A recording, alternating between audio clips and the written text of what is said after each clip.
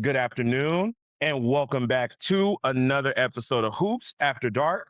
While the sun is still up, guys, keep that in mind. That's very important. I am here with my boy Killer K, Killer Sam K, right there. What's That's my up? dog right there. We thought it was a really good idea to bring you guys a little bit more content when it comes to this NBA season. We have a couple of 4-0 sweeps going on, and before I keep going, make sure you guys like and subscribe. Your guys' support has been phenomenal, and we definitely need that to keep it rolling and keep us going at the same time. So, Sam, what do we got, brother? Let's get right into it. So let's start with this. Let's start with the easy ones. Let's start with the 2-4-0 sweeps. All right, the Thunder versus the Los Angeles Lakers without Luka. The Thunder were getting back J-Dub in the series. He didn't play fantastic, but they do have a full lineup now. We saw, I think, what their depth is. We saw what Shai didn't have a tremendous impact. Apparently, it was his lowest scoring series since he had played with Chris Paul in like 2021. Still had a lot of impact on the games. They showed what their depth does, and how much depth they have, and just how good of a team they are. The Lakers, I mean, LeBron, Rui, like Austin Reeves came back for this series. Like they made a valiant effort, but they do not have near the depth. Like the near the depth, near the. I mean, they're able to play four more guys off the bench. They're able to play 4 or 5 guys off the bench, but the quality of those guys is not the same as what I mean, they're bringing the Oklahoma City Thunder are bringing Aaron Wiggins and Isaiah Joe and Jalen Williams off the bench for like under 10 minutes a game. And then they're bringing Alex Caruso, Casey Wallace, Jared McCain off the bench. Like, uh, they're not, they're giving Isaiah Joe 7 minutes a game. And that guy, like, we've seen him be a very effective. That guy's Yeah. really good. Same with J-Dub is barely playing. yeah. And they're still crushing these teams. This double big lineup especially was, I think, very hard. DeAndre Ayton simply could not compete in this series, and showed again why the Lakers, despite signing him, have continued to have center struggle, and big man struggle. So I think we all kind of knew that Oklahoma City Thunder, unless there was significant injuries or something that happened, would win this series. And honestly, the 4-0 sweep isn't that surprising. I think Luka would have made it certainly more interesting. The 1-4-2 at Yeah, at anything. And yeah, the thing about the Lakers for this series, they fought valiantly, even though they lost by double digits on multiple of the games. I mhm, gotta, we have to touch on just a little bit about the referees a little bit. yeah. Me and Michael did go in depth on some of the OKC whistle, but I'd love to hear your piece on it because I haven't heard it fully yet. Oh man, my opinion about the referees. Here's the deal. The referees, they do have a control over the game, but let's get something very, very perfectly clear. They do not control the outcome of the game. I don't think the outcome of the game would have been determined if the referees would have blew the whistle the right way. And, the flopping thing, I'm cool. I don't know if I'm cool with it. I don't know if it's a really good brand of basketball that's pleasing to the eye. However, I think we are misunderstanding that OKC is just a damn good team. At the end Yeah, of the day, they're just a damn good team. And sometimes the good teams, they get the whistle. And that's just mhm, how it goes. And there's been multiple occasions where teams have fought against the referees and against the other team and still have won and been successful.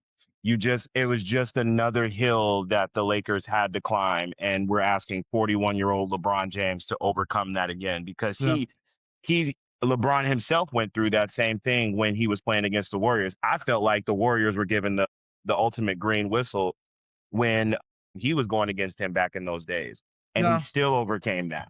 So I don't know if Steph had the same, but Steph doesn't draw. Steph and Shea just play different brands of basketball. completely different brands. But But yeah, even still, the referees, I thought they were a little bit more generous for that. Just that series alone, yeah, they were very generous towards the Thunder. hmm, However, I don't think it really would have had a serious impact on the outcome of this series. If the referee play would have had an outcome on the series in a major factor in a major way, then I would have had something to say.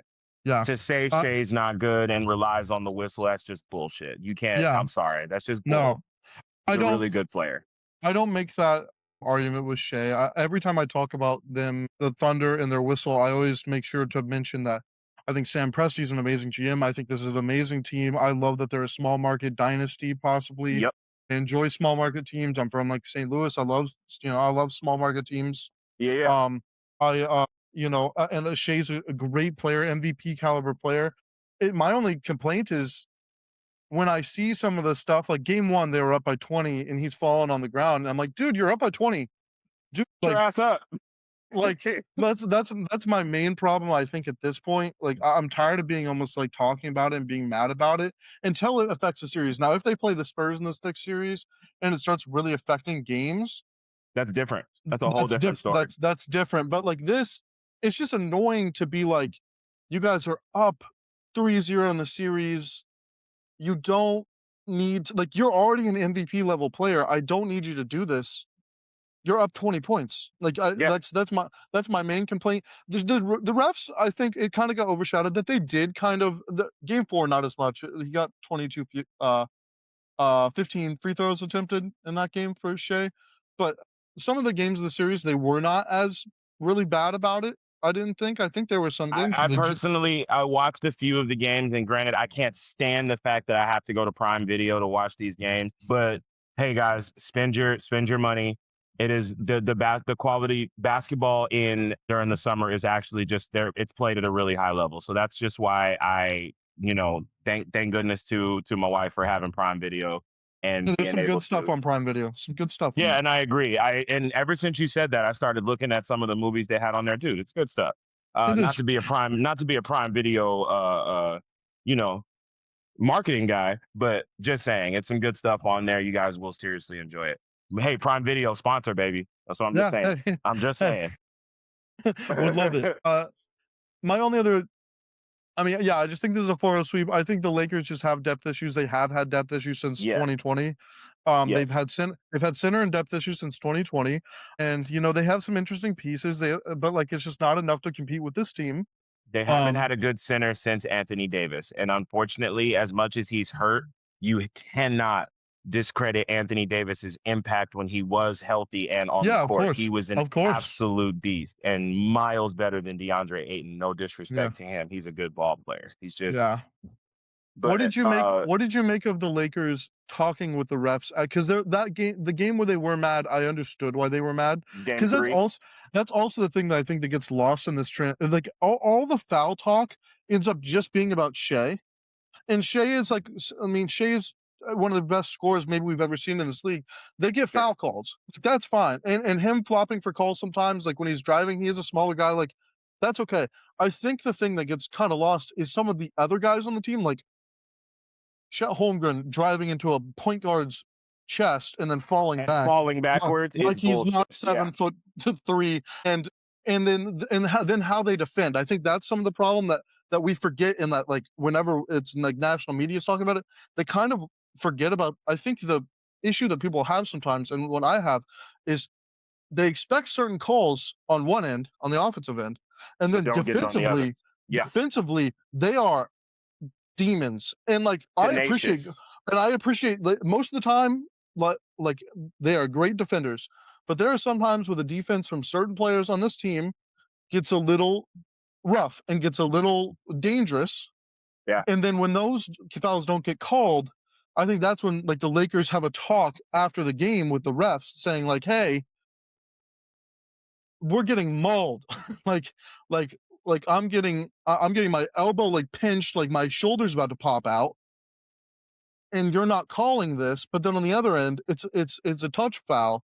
So I think that's more the issue that people have is it's not as much about just the individual of Shea getting a bunch of fouls. It's about the disconnect between the two ends of the floor for this team. And they're still like I've said, they're an amazing team. I appreciate them. But there is a little disconnect there, and I think that's why the Lakers, had that talk. What did you think of the Lakers, You sleep know, when you're losing, I truly think all of that stuff becomes really magnified when everything isn't going your way. And the Lakers played about as good as they could play against OKC in game three. That was just as, that was their best punch. And it just felt like it was a little bit uneven at the time. But again, I'm just on the side of, hey, you're still not going to win this series. At the end of the day, it does not matter if the referee calls the damn call or not. You guys need to play better. JJ Redick got a little bit outcoached in this series a little bit. And especially in that, was it game 4 where he took out Rui? You took out your best 3-point shooter. Hey, JJ, I'm sorry, big dog. If Rui's shooting, he's literally shooting the best on the floor. He's shooting better than LeBron. He's your only wing 3 threat. Like, he was your only 3 and D, and you took him out of the game for, who did he put in? Kluber? Maxey Cleveland. I think at that point, I understand he's not the person to take out of the game. I do understand the idea of just tossing Cleveland and being like, can anybody do anything with these double big, with Hardenstein, with Chet, like, because they were having so much issues rebounding the ball and everything. But yeah, no, I agree. I just disagree with who you took out in that moment. You took out Rui Hachimura, who if I remember correctly, hit 4+3. He'd had hit 4+3s at that moment, maybe 5. So in that moment, we need 3 and D guys. That just wasn't the move that I personally would have made. But then that's why I'm not coaching in the NBA, and he is. He knows something that I just don't know. So maybe, that's just my silly consumer eye going right to it and just saying, hey, man, I didn't think that was a smart move. Well, and then there's a strong possibility that JJ Redick would be like, you're absolutely right. I think his thing would be, I'm just trying to get anything to work, anything against this team. I'm trying anything at this point. I think it would be his thing. And that's what I think talking to the referees was. We're pulling out all the stops here. Like, this is, I've got a 41-year-old superstar that I have to now rely on. And LeBron has never been the third option in his life. And now he was the third option during the regular season when everyone was healthy. Then Austin got hurt. Then Luka got hurt. First option. Yeah. Yeah, he's gone through so many changes. And just to pinpoint, I love talking about LeBron, but hate it because everyone just calls me a LeBron sexual, whatever you want to call it. I don't care. LeBron's tenure with the Lakers, 8 years, more than successful. I can't stand the arguments that I've heard about it not being a successful run. He was just as productive, and they got him when he was 35 years old, guys. Like remember, the Lakers got him when he was 35, and he was still productive, still brought you a championship, still brought you multiple ticket sales. I'm not going to allow us to go on this show and make sure our stance isn't clear. LeBron's tenure is great. Whether or not that ends or not, it remains to be seen. But 41-year-old LeBron James, still good, but it's just not enough. No, it's just not enough. And maybe enough versus a different matchup, but not versus this OKC team. This was inevitable. If the Lakers had made a magical run, they would have had to have gone through both of these teams. So if they magically got through the Thunder, found a way to beat the Thunder, you still have to go play most likely Wemby or Ant. So at the end of the day, this was just, disaster was incoming. And take out even the best players for all those other teams, matching them up with like LeBron, Austin Reeves. Every one of these teams left, basically in Eastern and Western Conference, every single one of these teams left has infinitely superior depth to the Lakers. And it's not even close, Sam. It's the Timberwolves, low key, in my opinion, are the second most deepest behind OKC. And they're hurt, unfortunately. God, if the Timberwolves were fully, you know how deep that team is now? Yeah. And we're just now seeing it. Unfortunately just now seeing it. Yeah. Like Mike Conley, being able to play him only 4 minutes a game and having that kind of caliber of leader, 4 minutes a game to run out with your second squad and be like, Mike, can you just control the pace for 4 minutes, hit 1-3 and control the pace and lead these young guys for 4 minutes? Having that versus asking him what he's been asked to do, which we'll get into, is way different. But they've lost a piece or two along the way, which happens in the playoffs. Would you like to transition to the other 4-0 sweep, the Knicks and the 76ers? We can talk really quickly. The Knicks and 76ers, clean 4-0 sweep. I will give Jalen Brunson and the boys the ultimate credit here because I personally did not think this was going to be that not competitive. It just wasn't competitive. No. And the Knicks showed me something that it's like, dude, we've been here before. This Philly team, Tyrese ain't felt this before. VJ Eshcom for sure hasn't felt this before. Paul George might have, but he's just a step slower as a player. And Joel Embiid is Joel Embiid. He plays at an elite level. He then gets hurt, then tries to play through it, and then it's just not elite, and then it's just going to blame it on the injuries. Yeah. I'm good. I love Joel Embiid as a player, but good Lord, man, it's hard to see. It's the Knicks found there was a point like 2 or 3 weeks ago against the Hawks where we're like, man, the Hawks are really testing them. Like, is this team like we were talking about? Like, if they fail, like there's going to be What a some failure. Yeah, like there's going to be some real conversations to be had in New York. And now it's after they had that game 6 against the Hawks where they scored 150, 160 points or whatever. They've just clicked, and now they're looking. Are they your current favorites to win the East? They kind of are for me. It's not even close. With now that Boston is gone, our sleeper Philly is gone. The real key to me is once you stop, who's going to win in the other series? We'll talk about it in a minute.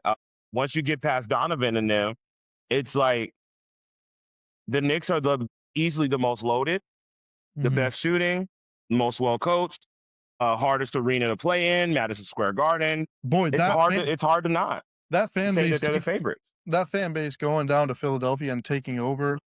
Wow. Taking the cap off of that building. I heard more Knicks fans than Hawks fans at a home game for the Hawks. It was insane.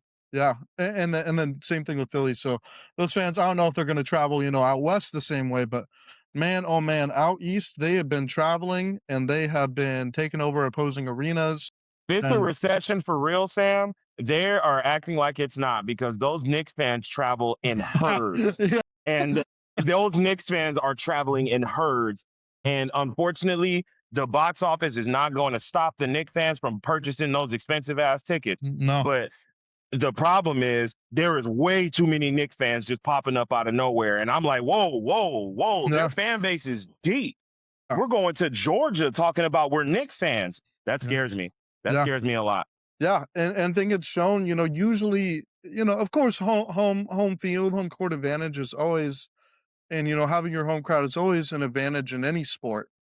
But, in professionals, it's viewed a little differently than like college or like high school. Sure.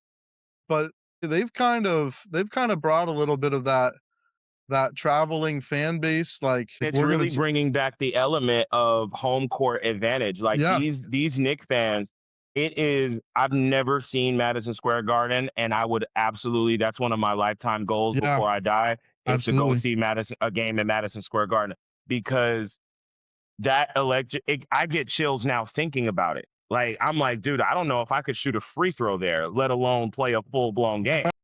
If I'm the road team going into New York, first of all, you got to deal with all the celebrities in the front row, and then it's just the roar of the arena. Those guys get going. Brunson gets downhill. OG's hitting threes. Karl Towns is doing his thing out there. Like, those Knicks are scary, man. They're very live to win. They're going to win the East, in my opinion. Yeah, and they've put it together, and they needed to badly, and I'm glad they have. And it's a beautiful product. When those big market teams are winning, that is just amazing for the sport. When Boston, LA, New York, those teams are successful, good night, Moon. Good night, Moon. And the 76ers, we really thought they maybe had something, but it just wasn't quite enough. They're another team where their depth like falls off pretty hard. Yeah, and I think that they're gonna have some really tough conversations this summer, because I think you need to start building around the young guns of Maxey and Edgecombe. And I'm not saying, I don't know how hard it is going to be to move off Embiid, but I don't know, Sam. Real conversations need to be had. Paul George is on I think a significant contract as well. Yes, he is. So and it's not like the Knicks, it's not like their depth was, insanely scoring in this series. Like they didn't it's not like Jordan Clarkson or Shamet. Shamet had a pretty good series, but it's not like Jordan Clarkson. Shamet came in on that last game, just went crazy. Oh my goodness, he got a burn. That whole team that game. I don't think it felt like they didn't miss a three. It just felt like every three they put up, it was just like that double dribble. They were 57% from three in that closeout game. Yeah. It was a lot, but and all their starters scored over 10. Yeah. Just the Knicks looked really good. On to the 3-2 series. We got 2 series sitting at 3-2 right now. Let's start out west with the Timberwolves and the Spurs. I wanna make a quick point about this series. It's 3-2 in this series. Wemby went out in the first quarter was ejected in the first quarter of game 2 or 3. It was Um, 3. yeah, game 3. This series could be over with a gentleman's sweep, honestly. It could be just a 4-1. I don't know.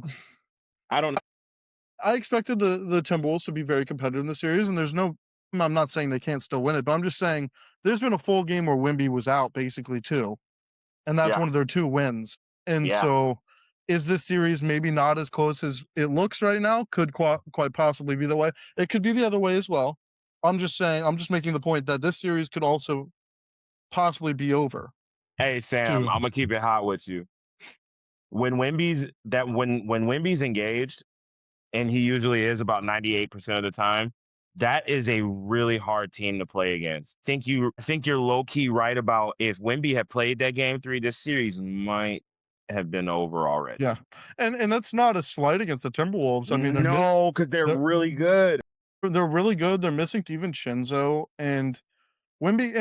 Wemby, and he started to hit his threes, and that's when it becomes like it goes from like a problem to like unplayable because Yeah, there's nothing you can do. if he's There's nothing. because his defensive impact is always going to be there pretty much. Yep. If he's able to also hit threes and go and instead of 15 a game, he's scoring 20, 25. It's so much like his plus minus at the end of his career is going to be absolutely insane if he keeps playing like this. Did we lose you, Dre? Ooh, we might have lost Dre. Well, that's okay. I'll keep talking about the Spurs and the Timberwolves. So, yeah, I think that this series could easily be over. We're still looking for, Anthony Edwards has still played really good in the series, despite him we're still not fully for sure how his knee's going. What else can I say about this? You know, I'm still waiting for the Spurs to fully engage into like Death Star mode, and when they do, I think they're gonna be insane.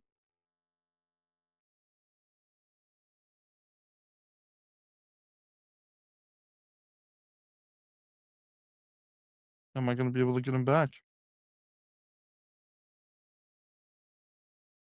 That's okay. I will hope he comes back really quickly. So let's talk about the other 3-2 series, which I think is more of a close series, and that is the Cleveland Cavaliers and the Detroit Pistons, who have started their game already tonight. So the Cavaliers were looking really bad in this series, and all the national media was on James Harden about his failures, his turnovers, his constant playoff like lack of success. And now he has played really good in the past couple games, including a really hitting a really big shot. And tonight he's already 1 of 2. Let's go. He's back. We got him back. Holy smokes. My phone got too hot. You're good. You're good. Woo. So I was moved on to the Cavs Pistons because I didn't know if you were going to be able to come back. We can keep talking about the Timberwolves and the Spurs. The Cavs Pistons game has started, by the way.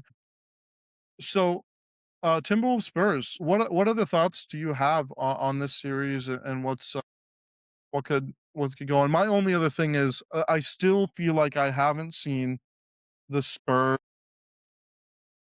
go. Well, they scored 133 in game 2, I suppose, but I'm waiting for them to like fully I'm waiting for them tonight to like go To Death Star really mode, like to really fully. think that the Spurs haven't hit their full ceiling of potential yet is Mm, actually kind of just insanely scary. yeah, That team, I do think they have another gear that they could even get to. But I think before we got cut off, you were just saying like Wemby is just, if he's hitting his threes, there's nothing that you could and it when opens up so much more too. there's nothing you can do. And then unfortunately, when Wemby gets going and he starts dribbling the ball up the court and going around his back between his legs, I'm sorry, Mhm. let the man get way too comfortable. And that was their only hope, was that Wemby was just a little uncomfortable with the moment. That was their Yeah, only hope.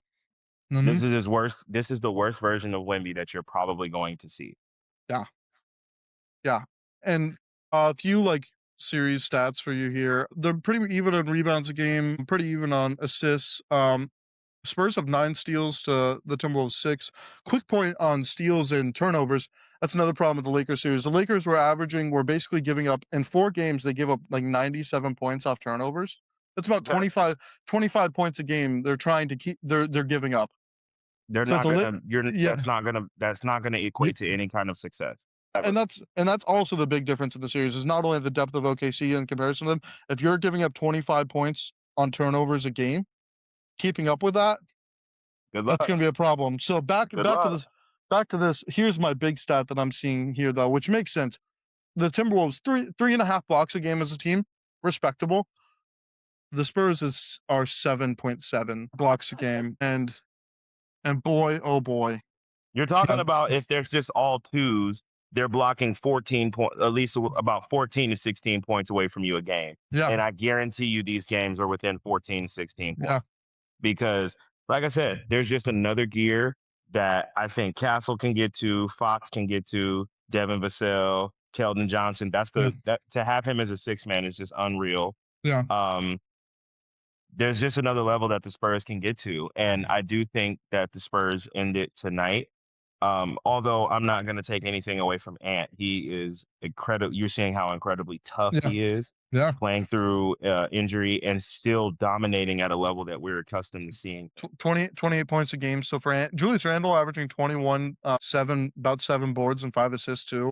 Everyone is doing their job for Minnesota. Yeah, And that's just you're just running into an extraterrestrial problem. And Wemby yeah, is a problem. the alien baby. He had 12 blocks in game one. This game tonight is at Minnesota, so I won't. I mean, the Minnesota crowd has been very active. So, maybe they'll push it to 7, but I'd love to see the Timberwolves push it to 7. But yeah, I could easily see the Spurs winning this. And then let's talk about the Cavaliers and the Pistons. So right now it's 23-17 in this game. So the Pistons were up in the series to start. They won game 1 and 2, and this is when the national media and we also and many other people I saw online started talking about the James Harden issue.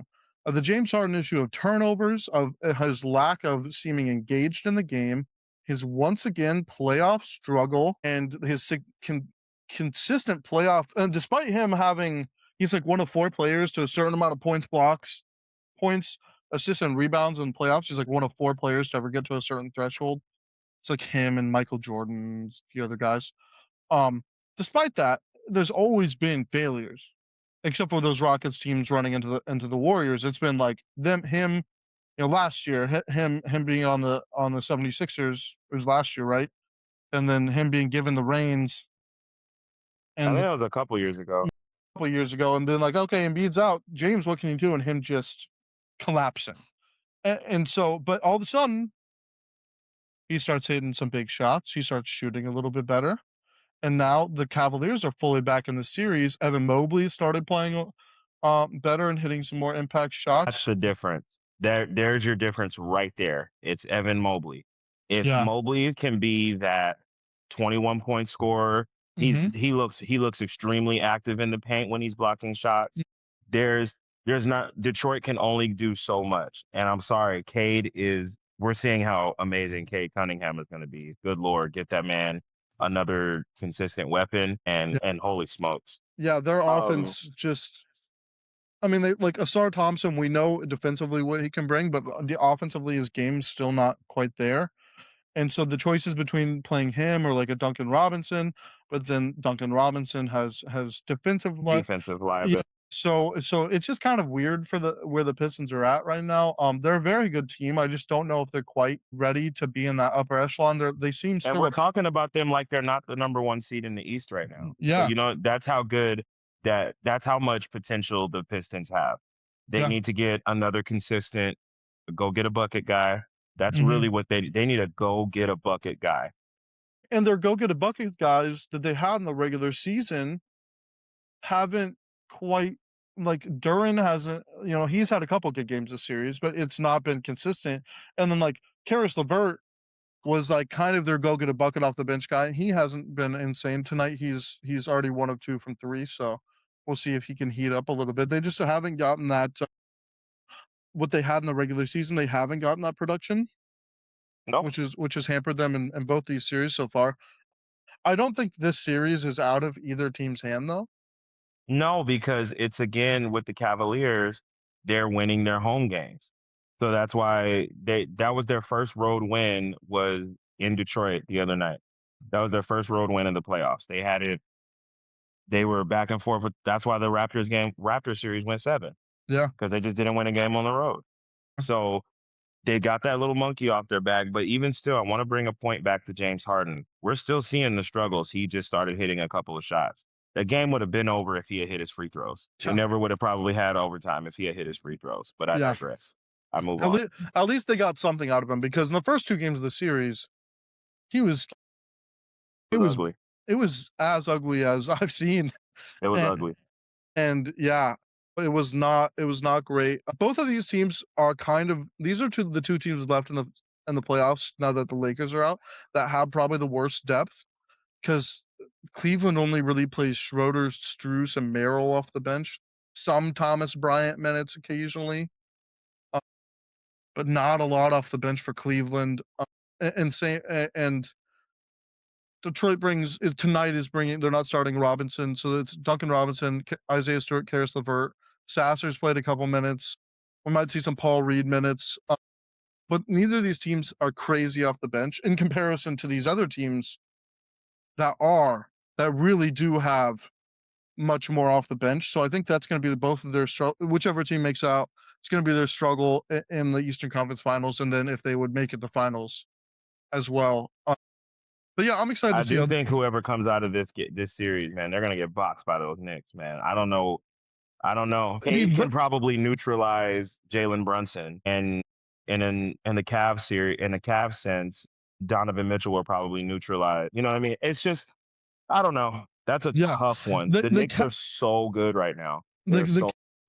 One of these teams needs to hit a stride in these last 2 games for me to believe that they can beat the Knicks. Because like the Cavaliers on paper, aside from the depth issue, like their starting 5 and like Schroeder and one of Strus and Merrill, like that's pretty good. Like their top 6 or 7 guys, like they're able to really, if they click, they're really good. But you're not gonna win an NBA championship if you don't have depth. No. We've seen it. It's every year. The team that usually wins it has some depth. They go 8 or 9 guys that can be extremely productive, and that's just why you see the Timberwolves success. That's why you're going to see the Spurs success. That's why the Knicks, man, we're seeing how deep they are now. Like, holy smokes, they are deep. It's easy to forget about over the history. Like you think about like the 2017 Warriors, and you think about Kevin Durant, Steph Curry, Klay Thompson, Draymond Green. What you don't think about is the fact that they had a couple centers, a couple Sean Livingston off the bench. They were playing 9 guys, and what you don't think about a lot of time with these dynasties and with these great teams is you think about the big names, but people forget the '90s Bulls were 9, 10 guys deep. The Cavaliers The and Pistons were 10 guys deep. yeah, like the Celtics, the Lakers, like all these teams that have been great consistently are deep, and yeah, like the Cavaliers have a starting lineup that I think can compete with basically any starting lineup in the NBA. But Once you get past 6, good luck. yeah, That's the problem. Yeah, and that's the problem. I hope that one of these 2 teams does either the Pistons win it in Cleveland tonight and they look great, or the Cavaliers have really good last 2 games of the series and win, because I want one of these teams to be competitive against the Knicks. And that's not to say that the Knicks can't find a way to struggle because they've had 2 good series. They've had a good closing of the Atlanta Hawks series and a really good series with the 76ers, but we've also seen this Knicks team Just absolutely fall apart. Yes. So we shall see. That's all of the current NBA I really have to talk about. I'm just excited to see the end of these series, these games tonight. I hope they're good. If you have time, would you like to talk about LeBron possibly retiring? Oh yeah. This fateful day. I think I mentioned it to you guys in the group the other day. I haven't had a season without LeBron since 2003. I was in third grade. I I am was a year well old. past. I am well past the third grade, guys. And yeah, it's going to be a sad day. And I feel like LeBron will get more respect when he does retire because they're going to see how truly good that man was from 18 years old, 41. And Mhm. I can't believe that that I just said that 18 years old to 41. Yeah, that's a lot. He has a few records that I mean, he's never been significantly injured. Like, it's insane. Like, he He had extremely good care of his body, Sam. yeah, well, Spends there's millions of dollars on it. there's been but here's the thing, there's been tons of athletes in all sports that have taken insanely good care of their body and have still gotten hurt, Yeah. especially getting older. It's inevitable. And just in terms of body and athleticism, he might be the best, most talented, most longevity athlete All time. in human And it's history. not, and I don't know how close that is because as I'm thinking about all the great athletes of all time, all of them derailed by injury. Like, M m you think, Either injury or age, but it's just, and it's hard to compare, like, the body of work of, like, a Michael Phelps. He's not he it's harder for somebody that's a swimmer to get an injury, I feel yeah, like, than an NBA or an NFL player, but still, I mean, LeBron is up there with people like that, with people that are truly just have 20-year careers, and there's very few of them. There's very there few. is a very small amount. And as great as the Michael Jordans of the world was, he took breaks. He took Yeah. breaks. And LeBron never took a break. There was 10 years in a row, Sam. If I remember correctly, it was 9 or 10 years where you didn't see a NBA finals without LeBron James in it. Yeah. It's it's And real. he did not win in them all, No. which is why people won't give him the respect that Michael Jordan has got because he went 6 for 6. Even Kobe's got more rings than LeBron. No. So it's it's hard to give him that respect, but you have to understand he took team after team after team after team after team to the NBA finals and put them in the best position to win said finals. The only finals I remember him getting truly smoked in was that Warrior series and then against the Spurs Yeah. in 2006.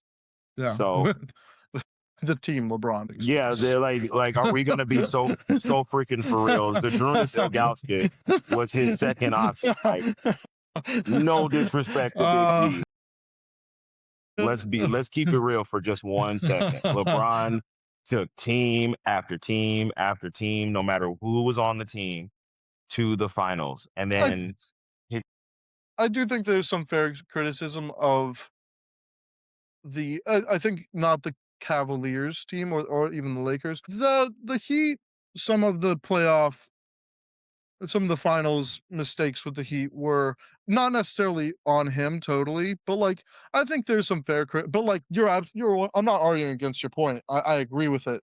I'm just there is something with the Heat with its, like, this team not winning a finals when is he just lost to Dirk, in 2011, that yeah, was one of the finals where it was fair criticism to say LeBron didn't play his best. yeah, They were literally sagging off of him to dare him to shoot a jump shot. yeah, And at that time, his jump shot wasn't as refined. no, And it's just there's the criticism there. You could go back to the Warrior series. As much as he did, he's like, Bron, you're the best player on the planet. We need you to we need somebody to do more. And no. we got swept. But once again, I mean, I've said it myself. I'm probably one of the few people on the planet that says there's no absolute GOAT in the NBA. There's two guys. They are 1A, 1B. They are my personal analogy has been for a couple of years. It is Batman and Superman, and they're the two GOATs, and there's not really a lot you can do to put a difference between them. They're just different guys, but they did it their own ways. Different guys, different eras, and you don't want to we're not disrespecting either one of them in any way, shape, or No, form. It's no. just the body of work. 6 for 6 speaks for itself. But the longevity and the constant success that LeBron has had It just can't be over. It won't be underlooked. No, Not on. no. Oh no, did we lose him again? No, we didn't lose you again. Good. Why is it so we have not actually gotten official word that LeBron's retiring. I'm of the personal opinion that I don't think he's going to All sorts of issues today, guys. I'm of the personal opinion that I don't think LeBron is going to retire because I think that I'm not gonna say it's an ego thing, but I think that he is we got your back. Oh All my good, goodness. all good, man, all good. I don't think LeBron is retiring because I think he's going to do a retirement tour. I don't know exactly what team or what context that is going to be, but I would be very surprised that he doesn't. Every single legend in the past 30 years had of a LeBron, Kobe caliber has done a pseudo retirement tour. I think that it's deserved. I'm not going to be an asshole and say that it's an ego thing. But in many ways, I do think LeBron thinks he deserves it, and I don't think he's necessarily wrong to think he deserves it. But I would be surprised if he would genuinely like, unless there has been a documentary that's going to be released in like next week. If he announces he's retiring and they drop an HBO documentary, but I just really would be surprised that if he doesn't have a like this is my last season every Documentary will be so damn good. yeah I can't. The kid from Akron. yeah. I his But documentary is going to be so good. but do you really think that he's not gonna have a retirement tour? Like, I think it's very much LeBron is one of the athletes and one of those guys that has always been very aware of his place, Yep. both put on him by the media. I mean, at 16 years old, they were saying that if this guy isn't Michael Jordan, he'll be a failure. And so both from the national media and from people and from himself, he has always been very aware of what his place is going to be into the sports echelon. LeBron is very intelligent, and I think people misunderstand how smart he actually is. I do think this is more of a media play. He wants that retirement tour, Yeah, and but what he's doing right now is keeping his stock just as high, and because saying like, I don't want no retirement tour. That says LeBron. That's bullshit. no, Like no, yeah, we know what you want, big dog, yeah, and because he deserves it. At the end of and the day, he deserves it. yeah, no, and he does, and I'd be really shocked if they don't do it, if he doesn't do it. So that's why I don't think he's retiring this year. I love Is this another season with LeBron. I'm and here for it. and at the level he's playing at, and with the amount of money, it's not like because there are some NBA guys that get to the end of their career, and some not just NBA, every sport that are like, I might have spent a lot of this. I might actually need to actually catch another bag or ring chase. They're either doing one of two things: they're ring chasing late, or they're like, I kind of went a little overboard in my 20s. I don't know if I quite have enough. I need it. No, LeBron doesn't have either of those issues. So I'm the can't he billionaire why can't he go to a team of his choice or stay on the Lakers and take a lesser contract and because, in my personal opinion, I think his cap hit is going to be 50 million. Mhm. Um, he's worth every damn penny. Yeah, and here's the thing, he's still pretty good. That's also my thing about this. Sam, like let's It's not like get it twisted. He's not asking for that's not his asking price because he's being he's being rude and trying to overshoot the market. If you think he wasn't worth every penny, you're out of your freaking mind. yeah, You're not in that position without him. just in terms of ticket sales, but, like, in terms of how he actually plays on the basketball floor, he's still worth a good contract too. So Sam, that's if he's worth north of 30, yeah. I would pay 30 plus. So that's why, all things considered, aside from the fact that I'm sure he's very tired, is getting very close to being like, I want to retire. Completely understand, but the retirement tour, the fact that he's still good doesn't lead me to believe that he's gonna retire. I will be interested to see what if he's still on the Lakers. Yeah, But they might if they want to truly build around Luca, they need to figure out his cap hit because $50 million you can't really build around Luca the way you want to. yeah, You can get two really solid players for 25 mil apiece. what But team? What team makes sense for him though? Cleveland, But aren't they trying to win? Listen, LeBron isn't. It's also. I'm not. No, I'm just saying. Is that what they? Is that genuinely a move that they think is going to make them closer to a championship than they are right now? Depending on what they have to give up. And Let me spin you a manly yarn. okay, Donovan Mitchell is playing at the best level that he's playing in his career. mm-hmm. He is very good. Mm-hmm. LeBron does not need to score 35 points a game. You have Evan Mobley, Jared Allen. To You're play gonna in the have paint, you don't have you to have do LeBron not no. bang around with people. Okay, yep. So the role he gets to play, Is he the now Dean gets to play the that Dean Wade Magic rule? Johnson role. Yeah, hello. He gets to replace Dean Wade in that starting. If they have the money to do it, or like if he's willing to take like a less Get rid of contract. James Harden. Get rid of James Harden. Start Strus. At that point, you don't need somebody to go alongside Donovan, like, another scorer here, say. Donovan is ready to carry. He can carry the load. He can Yeah. carry the scoring load. We've seen it. As long as you But have the impact off the bench, like one of Sam Merrill or Schroeder, somebody has to take a step up off the bench. if you think, but LeBron replaces, and still at 41 years old, he replaces basically two of their rotational players. Yeah. Two of them for one of him is something I would take. Championship experience growing up in Cleveland. I truly think Cleveland is. Do they have, if they do the LeBron move, like we were talking about with the depth, do they still have a significant problem at the depth end of their rotation if they do the LeBron move? I'm just saying, if Cleveland is now balancing, we would love, because I'm sure their front office and the city and everything would love to have LeBron back for a 1 year or 2 year retirement tour. Yep. Would love to have him as a player in their team, and they would still be a competitive playoff team. But they're also balancing the fact that they actually do have about 3 to 4 guys that they're like, if we do this right, we could be a contender. So they're trying to balance those two things at the same time. Because usually what we're seeing with the retirement tours is they're on not great teams. Yeah, and I don't want to see that Traditionally. for him. But this Cleveland team is about to make it to has a chance to make it to the Eastern Conference Finals. Needs a little bit of it looks like to me when I watch the games, a little bit more veteran leadership and somebody to settle things down in the moment, to understand that, hey, we need to get Donovan running off this pick right here, blah, blah, blah, blah, blah. Yeah. And then Strus, you sit in that corner, because if he helps just a little bit, zip it to the corner, Strus, you knock it down. There's elements that LeBron brings that James Harden doesn't bring. And so at 41 years old, and it blows my mind that I even say this, at 41 years old, he's still extremely effective at the knowledge and know-how of the game.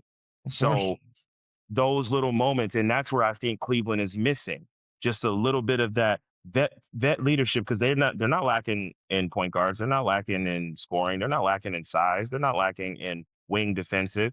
They're missing the glue. That's what it is. That's why Cleveland was the very first thought that came to my mind. They're missing their middle piece. They're the one that makes the little lubricant that goes around the machinery that makes it all spin right. Do you Cleveland makes Cleveland, do you think Miami doesn't? I mean, they're a couple of pieces away. LeBron, you can't go somewhere where you got to still be 25 something a nice scorer, because in Miami, if they go for a smaller but still good scoring piece and LeBron, does it not make sense? Does that possibly not work too? Because then you have like Hero, LeBron, Bam, and well, hell, maybe James Harden, maybe somebody like I know.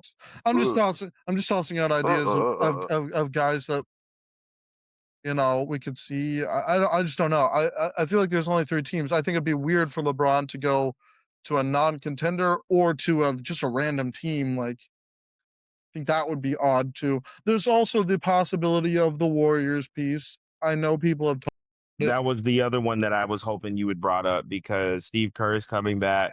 Steph is coming back. They would obviously sign Dre. Just a full Expendables run it back. See, look, will it work? Probably not. Will it sell tickets? Oh my God, that would be the most expensive ticket in all of California. It would be one of the most expensive tickets in sports. My goodness. That made all, my goodness. But a Steph and LeBron combination, we've seen it with the Olympics. That's next level hoops right there, man. Fuck it. Bring in KD too. Yeah. Bring him in. Just KD will sign the minimum. I promise you. Everyone, whole team's over the age of 35, and we just Bring in pray. Dame Lillard while he's over there chilling in Portland. Bring him in. We just pray to God that we have enough health. That would be so funny. Oh, Sam, that's not happening. No, But that is hilarious. But it's the only other team that Makes sense. aside from him staying on the Lakers, going to the Cavs, going to the Heat, it's the only other team that I feel like makes any sense. Like he's like And we're not LeBron gonna. is not dumb. Again, we make the point. LeBron's not dumb. Yeah. He's always made moves in his career that has benefited his career. And it's not like he's not going to be going to the Knicks Nope. or the or you know or the Timberwolves or the Spurs or OKC. Nope. He's not going to like the freaking Kings or the Bucks. But why? Yeah, like why? Yeah, he's not like, going to Denver. No he's way. not going to the Bulls. Like it's just he's not going to Charlotte. Like there's really just like these three or four teams that he can go to that makes any sense at all. Yep. And there's nothing. And he like we said, he's going to make the best decision. And I hope whatever decision he makes brings him the most peace, because that man has carried this sport for a very long time. And people can hate me. I don't really care. It's okay. No, I don't think you're wrong. I mean, I'm not the hugest LeBron fan ever, but like you're not wrong. He's just there's just very few teams in my mind that make sense for this. So I'm just interested to see which one of them does it. The one that just concerns me the most is the closest team to a championship. Unless, I mean, who's to say that Luka doesn't come back and they don't actually feel like we get another depth piece and the Lakers don't feel. It's just it'd be weird for the your Cavs point makes sense, but it'd also be weird for the Cavs to go in on that. It's just, I think all these teams are like closer to contending than they are to like falling. If the Heat were in a complete mess, it would make a ton of sense for them to be like, we're gonna still kind of not be good, but we'll bring in LeBron for a retirement tour. But none of these three teams that make sense the most are like a team that is like a complete mess. They're all like they all feel like they're not that far away from being pretty good. So it's weird. It's going to be odd, but I don't think he's retiring though. Do you actually think he's retiring? I don't think he is. I don't know. It's hard to say. After there was one of his interviews where he said, where a guy asked him, does he love basketball? No, Dre. No. Well, who's to say we'll ever? Oh,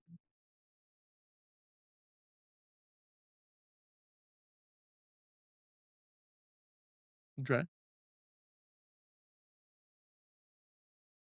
Will we ever know if LeBron James loves basketball? We might never know. Now that Dre's gone, we might never ever figure out if LeBron James likes the sport of basketball. Let's see if we can get him this time.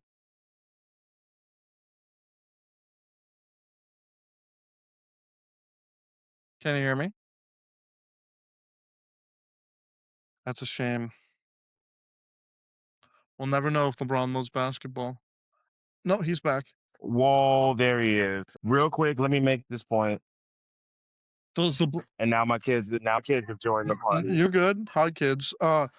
Does LeBron James love basketball? What did he say? He took a moment and he paused and he was just said no. So that made me extremely sad to hear. He's also been golfing a lot. Yeah, man, he's starting to look like I don't want to see it. He'll be in our lives for forever. He'll be in our lives. He loves being on. I think he really does love being on the golf content, and he's such a nice, like, fun-loving guy. It seems like that. I think he's well. No matter if he's playing basketball anymore or not, I think we are going to see LeBron James for a very long time in our lives. I truly hope so, brother. And I'll hate the day when he's done. But we got the NBA's in good hands with everybody there. It is in very good hands. I know it's getting close to the time you have to go. Yep. I gotta go work the night shift, baby. No worries. All right, we'll close it out here. I'm excited for this game. Excited to pop out and watch some Pistons Cavaliers and then some Spurs Timberwolves. So It was good talking to you, buddy. Always a Good good talking to time, you. man. Always a great time. You wanna close us out? Make sure you like and subscribe. You guys continue with the support. We will keep doing this at whatever the cost. I promise you. It's always fun to talk some hoops, especially with my boy Sam. You As guys take always. care. Have a blessed day. Peace. Peace.